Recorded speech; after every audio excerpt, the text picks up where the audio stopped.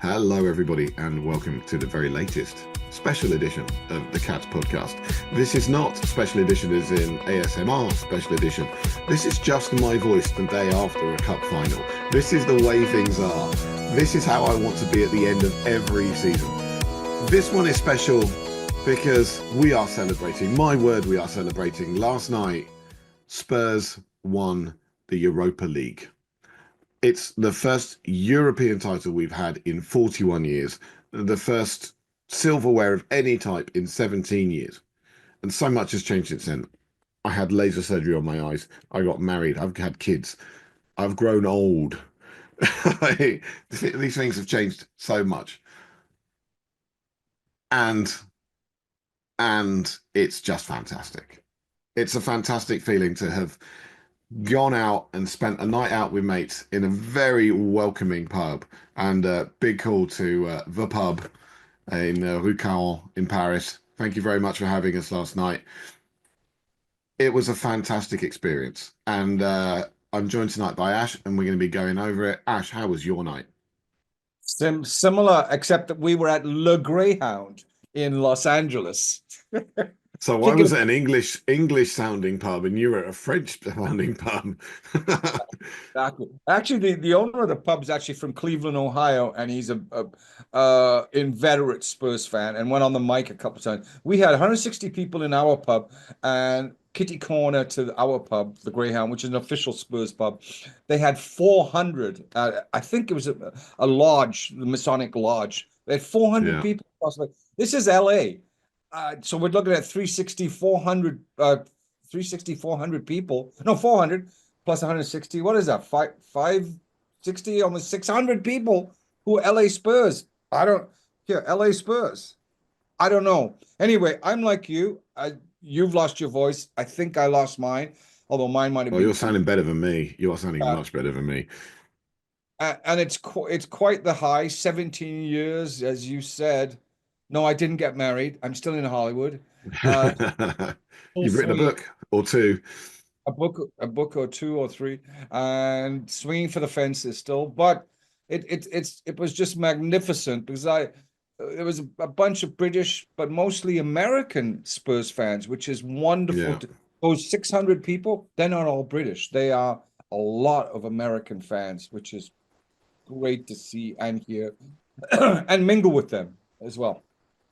Yeah, we had many nationalities last night. We had French, we had I think there was Korean in the room. There was American, obviously UK, plenty of UK, um, loads of different nationalities of people, and it was just fantastic. We're all singing along, singing different songs, having a great time. Was Weeksy there? He wasn't at that Yeah, pub. Weeksy was there. Oh, Yeah. he was at that pub. Okay. Yeah, he persuaded me to go there. I was going to go to a different one. And That's then, right. yeah, I found out that the one I was going to was going to be mixed Manchester United and Tottenham fans. And I'm like, maybe not. Like, in the end, we ended up with one Manchester United fan in the pub. And he ended up leaving like 10 minutes before the end because he did not want to be there any longer. Poor lad. But yeah, it was a fantastic night. Really had a great time. Staff looked after us so well. They really did. And they couldn't, they bent over backwards to make sure everyone was having a great time, and it was fantastic. So good. We can Yeah. do this every year now. So like next year it needs to be the Champions League final with the same kind of Actually, result. we actually have an LA Spurs group. We have a chairman and a board. We put out Yeah. uh, kit gear every year, scarves and things like that. And they wristbanded and stuff. They just organize it so well. It's a pleasure to be part of that, and also great that, like just as you said, to celebrate a win for us, for our Yeah. loyalty and our support. And the staff likewise at our place. I mean, they're getting hit on by all these people, all sorts of drinks and whatever, food, drinks, and it was just a wonderful day. I told Stu earlier, I'm avoiding working. I don't feel like working. I'm still enjoying the buzz. Well, I can't really do too much right now because I can barely talk, really. So, like, there's no way I'd be going teaching English like this. It's not happening. Hey, everybody, welcome to your English lesson. It's not going to happen. No, but fantastic night. Some things I want to go through with you. Okay. There's been the press going on. Oh, it wasn't a good game. It wasn't a Mhm. good performance from Tottenham. Manchester United were the better side. And like, okay, they had more possession, they had more shots. Well, even with only 3 shots on target, we had the higher XG. So we had the better chances and we made the most of them, right? And at the end of the day, the only statistic that counts is in the scoreline. It was 1 goal to 0. And frankly, that's what it was that made us win. And screw you if you didn't think it was enough. If you didn't think that we did enough to win that game, you got something wrong because we played the better game. We were tactically better and stronger. We clearly wanted it more. And I think that had a lot to do with it because all the talk pre-match was, oh, Manchester United are concentrating on where it will get them next season. And we were like, we want to win a trophy. We want this trophy. We want to be holding up. We want something to put in our trophy room. We want something we can point at and say we're making progress. All right. They're Manchester United. They've done that, and I don't think they've had that kind of hunger. And we wanted it. We just wanted it more, and you could see it. And I just thought we were the better side, and I thought we deserved it. Frankly, at the end of the day. I thought from our perspective, I thought it was enthralling. I have a personal grudge against Manchester United, my dad's team. So it was actually uh, something special. And I'll exchange. I don't know if I don't know if I even believe in these things, but I'll tell you something. Because mom had to sit between us, between dad being Man, me being Spurs, and she would. But I'm the reason I'm a Spurs fan is because of her. Her quiet Spurs fandom. I said a prayer to my mother yesterday. We were in the second half. We were up 1-0, and we were defending valiantly. But a couple of inches here, an inch there, it could have changed. And I thought it was an enthralling game. And I said a prayer to my mum. Mum, I've never asked this before. Can you just help us win? And we did. So thanks to mum, who was a big fan of the all white lily white stripes and the skits in the 60s on those muddy pitches. So I Yeah. thought, back to your point, Stu, I thought it was enthralling. Tactically, I thought he got it spot on. By the way, he does have a plan B, Oh yeah, clearly. clearly, and he And a probably has C a and a plan. D. Yeah. Yeah, he probably has those to come if he stays. So yes, I'm really, really thrilled by the result and the way we played it. I was thrilled with the him big, bold, brave move not to start Sonny Yeah. because Oh, that was Richarlison huge. huge. Richarlison was terrific. You can give me your opinion in a second. And to put Saar was an engine in in midfield. And I thought they were all. I thought Cootie was a leader on the field with his shithousery, with no yellow cards, with everything. I don't think he got a yellow card. With everything, his leadership, his tackling, his everything. And of course, everyone else, Van der Van, everybody contributed. So I thought it was an enthralling game. Yeah, no, it's thoroughly enthralling. And I mean, it went so quick as well. Like, it went from, it was almost 0 to minute 40 in the blink of an eye. It went so quick. And then halftime came and went. And suddenly I'm looking again, and it's like 65th minute. And then I look at the time again, it's 80 minutes. And I'm like, Jesus Christ, we're going to bloody do this. Yeah. It's it's not supposed to feel this easy. And then they had a period where they had some good chances. And they had an excellent chance, which Luke Shaw nearly made up for his monumental error. But amazingly, Mickey van der Ven off the line, as you may be able to see in the background. You look up the highlights if you haven't seen it, people. Honestly, Yeah, it's coming yeah, up right now. there we just There there. it There you is. go. I should move my head out of the way, but it's all Big head. blocky and stuff. Yeah, it was a fantastic piece of play, bravery from the guy. And you just listen to the players afterwards, and every single one of them was saying, I was prepared to run through walls for this. You know, Ange came, what Ange said to us at the start of the match, the way we've been preparing, we were all prepared to run through walls for this club. And it's the same. Everyone, the tea lady, the kit man, the groundsman, everyone was prepared to go on that pitch and just run through walls to win this club something. And they've done it. They've done it. Honestly, those boys are legends. Every single one of them now. You Sonny know, came on, when Sonny was speaking to Hart, he was standing in between Hoddle and Bale, and the not a female, bad combination. like, Bale, and Sonny, Hoddle. and Ferdinand. Anyway, the female host asked him, "So are you a legend?" And he was laughing, and then the two ex-Spurs were joshing him, and he goes, "Okay, for tonight, I am a legend." I thought, He's been a legend yeah, for but ages. all those guys, you were right, Stu. They were all because Sonny didn't get to do a lot. Let's face it, but he is the captain, Yeah, and you know that's important. That's important, and they look up to. And but this is other point you just made. You could tell in the celebrations, everyone was involved. You know, yeah, the guys in the the tracksuits who are the so many coaches. We got as many coaches as we do players, coaches, trainers, this and that, and then the kids were there, the families and the kids were there, and that was yeah. fabulous. And Sonny seems to be uncle to everybody. Oh, Sonny's amazing. Sonny, you know, saying, "Oh, yeah, I'm a legend for today, mate. You've been a legend for years. You're one of our best players for the last 5, 6 years. Every single year, numbers are out of this world, off the charts. And honestly, we would have been such a poor side without him during the Mourinho years, Conte, Nuno. We would have been lost, even with Harry Kane still at the club, because it's the combination of the two that made things special. And then Harry left and Sonny stayed on. And I'm sure Sonny had offers.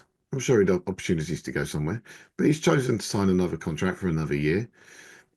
And part of me now says, would this be a good time for him to move on? He's at an age where he could go and do something back in South Korea, set something up, be a hero to everyone, and leave the Premier League with his head held high and everybody loving him and just the right time. And I'm sure the club wouldn't stand in his way if that's what he wanted to do. But the man is an absolute legend. But Absolutely. every single player yesterday, every single one, before the game, I was thinking to win this, we need 5 or 6 players to put in a really good shift. We need 1 or 2 exceptional players. We need 5 or 6 players to put in a good shift, and we don't need a bad performance from anyone. Everybody was good. Everybody. You can't look at that and say, I don't think there was a player who I would mark less than 7 out of 10. Yep. Everybody was good. You know, Absolutely. the players that came on, they played their part. They held the ball up. They did what they needed to. Danso nearly got a second goal. And, you know, it was fantastic. It was amazing. Um, you're talking about man of the match. You were saying you think Cuti Romero was your man of the match, right? The reason why, and I'll explain, because there was many other individual efforts that were quite like Van der Van and Bissouma and Bentancur, just there, Richarlison. But for Kuti, for 65 minutes, he was our actual captain. I Yeah. think he led us. He is a terrific captain. It might be our last cup game that he plays for us. And I think also, as I said earlier, they were playing kind of dirty. They've got some dirty players on their team, including Fernandez. And Maguire is a bit of an old Oh, school Maguire yesterday rough, was, rough ooh, house guy. not sure And how he stayed on.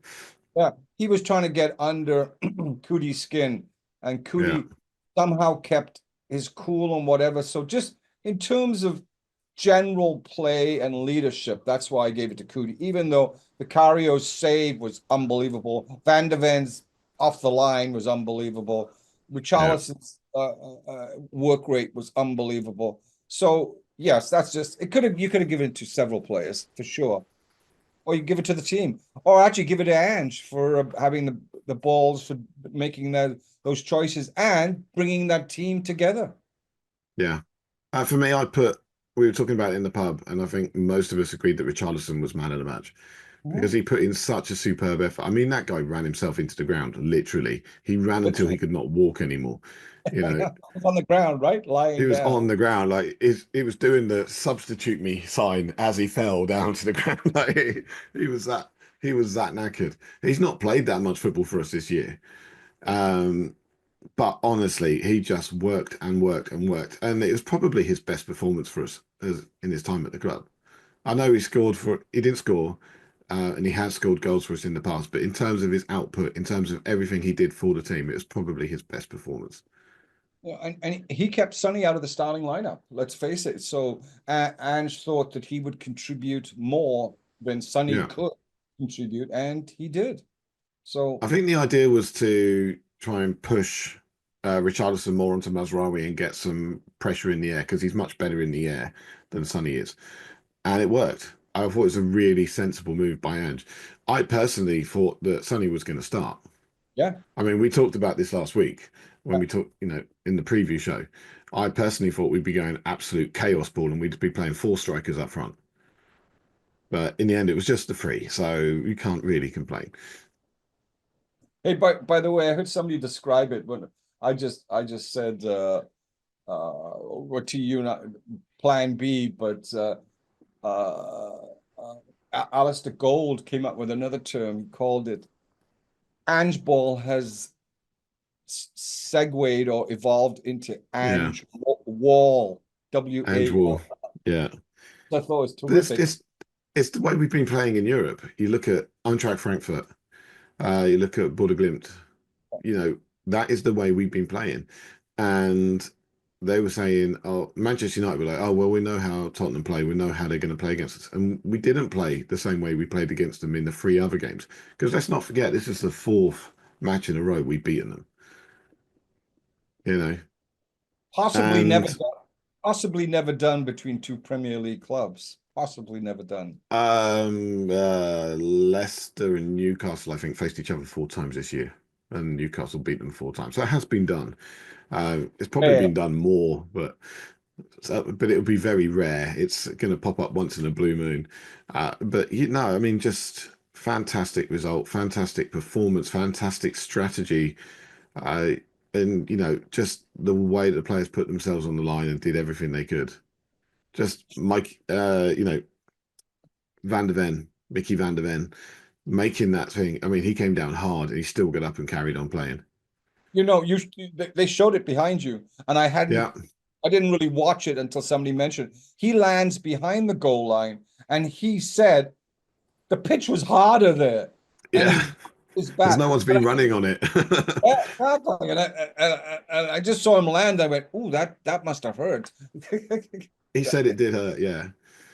Did you see the in the first half when Doggy went past Mazraoui and he like stopped and put his knee out and kneed him right in the leg? Absolutely, I know. The Manchester United fan who was sitting just in front of us, he was like, "Oh well, that doesn't count because it was on the other side of the white line." It was like, "Hang on, you're saying if it's not within the white lines, then you can do whatever you like?" And it was like, "Yeah." I said, "Well, throw-ins are going to be interesting because they're going to be lining up to kick the crap out of each other every single time." Then it's like, "Oh no, no, that's not what I mean." I was like, "You can't seriously think that that Oh, he did." the referee, he didn't actually Oh have yeah, he didn't have an impact in terms of the final result, but he definitely let them get away with a lot. I don't know the why. ref was poor. The He ref was, was poor. yeah, but luckily, it didn't factor into the final result. But he was poor. Yeah. Things like that, and they were knocking our players over, or giving us, calling us for fouls when they had Yeah. just did the same thing a couple of minutes earlier, or whatever. Yeah, first half, who was it? Cuti Romero went up for a header, and Rasmus Højlund backed into him, Yes, and of course Cuti went over the top of him, won the right, header. All right, if anything, that's a foul on the defender, absolutely. but the referee gave it to Rasmus Højlund, saying, "Oh, he's gone over the top of him." Right, then Yeah, exactly the same thing happened at the other end. Richarlison was backing in. Maguire went over the top of him, and he gave the free kick to Maguire, saying, "Oh, forwards backing in." It's like, hang on, these two things can't be the same. There was another one later on where the ref gave a free kick for something as though it was a foul, and nothing had happened. Like he just completely made it up. For me, this is the thing that's very annoying about this whole VAR and everything like that, right? If the referees just stuck to reporting on what they saw, you have to be 100% sure that you saw something before you can actually blow the whistle for it, right? Otherwise, you're not making a valid call. But if it's not actually happened, you can't have seen it. So I was a little bit frustrated by that. There was many, many occasions like that where I felt, okay, Manchester United getting the rub of the green there, and then exactly the same thing happens, and we're not getting the same thing. You know, there was one point where I think it was Destiny that went through, and their player came back and tried to tackle him and missed, like fouled Destiny Doggy, and the ref went, "Oh yeah, that's not a foul," and he gave a goal kick to them, and I was like, "Well, hang on, if he got the ball, it's got to be a corner kick. The only way it could be a goal kick is if he didn't get the ball, in which case he fouled the player." So yeah, no, I didn't think the ref was very good at all. But no, well, there's my little gripe for the evening. But honestly, I was so happy. There were so many things that just made me laugh. At the end, all the players lining up. Everybody goes on about John Terry and his full kit temperament, but everyone was there apart from who was it? Dejan Kulusevski, who couldn't have got changed in the full kit because his leg was in a cast, an air cast. But I'll tell you everybody who. was there, I'll tell you and who was a. even players who weren't in the squad were getting medals. I know. I was surprised. Werner, Kinski. I thought it was great. They were all kitted out. Yeah, Uh, and I thought they'd had to actually played some minutes to qualify or at least be in the squad. But players who weren't even Kinski was never in the squad. He was never even registered for Europe. I Werner don't at think least played and scored for us. I don't think But Region might have been. Region never played. He's never Right, registered. He got a right. medal. Apparently, the club is given 50 medals, and it's up to them who they want to distribute it to, staff and players. But they only got 30 medals out for the actual, process. Whenever it goes up to the platform, and they gave out 30, and there was still Bentancur, Romero, and Sonny who were waiting there. They didn't get their medals until they were back in the changing room. So Oh, is that right? yeah, that's why they're there lifting the trophy without medals. Ah, I But didn't they know got that. their medals. They got their medals. Later. Yeah, Yeah, so that was a nice touch by Tottenham to have all those players. The administration, the club did some interesting. Apparently, and Kietel could confirm this, but apparently, even in the second leg, Bodo, on every seat there was a Tottenham scarf. So they have done some things that were, like that, kitting out all the yeah, players in not even the Euro squad, just professional players, even the kids, Ajayi or whatever his name is. He yeah, he he was there, and Scarlett was actually on the subs bench, and I thought he was out for the season, and he was on yeah. the. Me too. He's just had an operation. But So great. I was like, why are we putting two goalkeepers on the bench?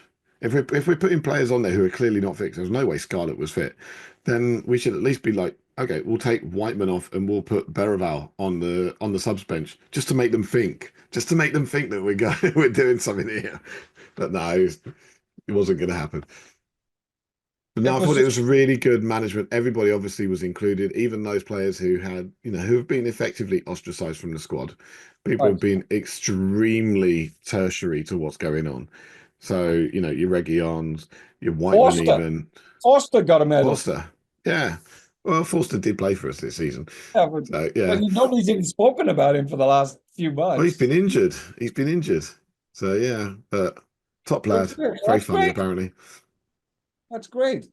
Yeah. Fantastic. Fantastic. There's still videos to watch, and celebrations to watch. It's just, you know what? Given the way that social media, in terms of almost total coverage, I would say that this is the first time 17 years after that, because I don't remember seeing a lot in that League Cup after. We don't get Sky Sports over here. I don't know if it was actually, or TNT or whatever were on YouTube back then. But the Yeah. coverage, I would say the coverage in terms of for us to watch and and enjoy and celebrate is way more, and it's fantastic. And I'm still watching stuff, and I will continue to watch stuff until I've had my fill. Because this No, it's so good. So this much to does not watch. I mean, come our way. the That other that thing the other thing that I'm enjoying watching at the moment is people sending me their videos of what was going on in the pubs that they were watching in. Um, and then somebody sent me a video of what happened in the pub I was in. You can see me celebrating at the end. And I'm actually going to be, it's in the little video behind me, but I'm going to be putting it right at the end of this podcast so people can see what's going on. Oh, And if you want to show me yours, I'm just loving spending all this time to sit down and watch other people celebrating and loving life as Tottenham Hotspur fans. Because for me, it was beautiful having that many Spurs fans together and having such a good time. Because normally, like Paris Spurs group is not the biggest, and we had some people split, I think, across three different pubs last night. But everybody was just packed into this one tiny little pub, and it's such a great atmosphere. so it's We want more tiny, of the same. like 50 people? How many? Probably about 70 people, I think, Okay. but a very small pub. Yeah. Yeah. Oh, it's great. So just think about that all across the world. Think about in Korea. Think about Right. Yeah. the fans over there. They must have been going bonkers. Think about Australia. I bet you a lot of Australians, because they're Ange fans. Think about how many Yeah. Australian fans are now Spurs fans, because of They're Ange. getting up at 5 o'clock in the morning to watch the match. Yeah. Good on them. There's Absolute. so much. There's so much to go on. There's so much to enjoy, and I think I'm going to be spending a lot of time just watching the celebrations of people. And obviously, there's the procession, the parade tomorrow, which unfortunately I'm not able. I could get to it, I just couldn't get back. I was seriously considering going, um, but yeah, I'm going to be enjoying watching everything I can, just devouring every minute that I can see of people loving life as Spurs fans and taking this in. And I'm just enjoying it so much. I really am, and I'm looking forward to next season now. I know we've still got a game to go. We've still got Brighton to play, and there could well be a number of significant changes, which we're not going to go into right now, but we'll probably do that after the Brighton game or after the end of season video. There's so much to come. There's so much to come, and I think this is the start. This is the start for us. I, well, I hope it is, because I don't necessarily think the changing horses in the midstream will help continue what you just Hmm. said. So let's hope that doesn't happen. But it's out of our hands, and we don't Yeah, know. yeah. I would like to see it continue on, because it's a good start. It's a wonderful start. We have And, the option. We got the. I mean, the title of this video is "The Monkey Off Our Back." We got the monkey off our back now. You know, and we've got that type. We've got that. We've got that silverware. We got the trophy. We got something we can point at and say we are making progress. We're making significant steps forward. Monkeys off our back. did Ange say? Sky's the limit now. Did Ange say I also win a trophy in my third season? He has said nothing of the sort. But my understanding is he always wins in the second season, and the Yeah. third season is when the floodgates open and he starts Oh, winning all the trophies. So, there you go. Yes. Yeah, he won a treble in Celtic, didn't he? He won a treble in yeah, Celtic. treble in Celtic. Yeah, I think he won two trebles. I'm not sure, but It's in going to be Australia, challenging, he's to be Champions League and trying to, next season. Going to be challenging. We're gonna have to strengthen our squad big time. You know, well, I think there's some big moves can be made, and we'll be talking about this in future pods. We will, I promise you. But yeah, we got Brighton game coming up on Sunday, so there'll be another pod on Monday. Um, Genuinely, I really don't think we're going to be pushing the boat out. I think there are certain players who will not be mentally ready for it or mentally fit or even physically fit. Like Biss, the way that the videos of Bissouma coming out, the way he's celebrating, I think that my boy might be drunk on. I don't even know if he drinks. It might just be high natural energy. But I don't think he's going to be ready to play. Let's just put it that way. it'd be interesting. Also, does he just say, I'm going to shut down guys like Van de Ven and Cootie, because it just, Mm. Van de Ven especially, we just don't need him injured. So don't want him injured It'd be a going. nice way to give Ben Davis a run out because it's probably That's going to be right. his last game as a Spurs player because he's still That's not that contract extension has not been finalised. We've not heard anything about it, so it might be his last game. There's probably a few players in that boat. Timo Werner might get a run out if he's fit. You know, little bits here and there, just a little tip of the hat to players who've put in their part, who've been part of something this year, and they really have been part of something. It's been a rough old year for many of us. We've put up with some pretty poor performances. We've put up with some rough results. There have been times where we deserve to win and we haven't. And we're beyond that now. We've got to the end goal. We've got through everything, and we've managed to do it. By the Yeah. way, it's a beautiful, it's a beautiful looking cup. I actually think it's the most beautiful Oh cup. yeah. You know, it's better looking than the Champions League Cup. You know, you look like you could do some damage with this Europa Cup. You can bonk people on the head with it. The Yeah. other one looks a bit frail, you know, it's got those little arms. But All right, so the we're going to close it out there. As I said, everybody stay around, just watch the video of the celebrations in the pub, literally the pub, at the end of the game. And I'm just going to leave you with a little message from Ian over on Blue Sky, who's been on this show. And he finished, I think, saying, "The end justifies the memes." And absolutely, he's absolutely right. Thank you, everyone. Thank you for watching. I apologize for my voice. And yeah, come on, you Spurs. come on, you Spurs.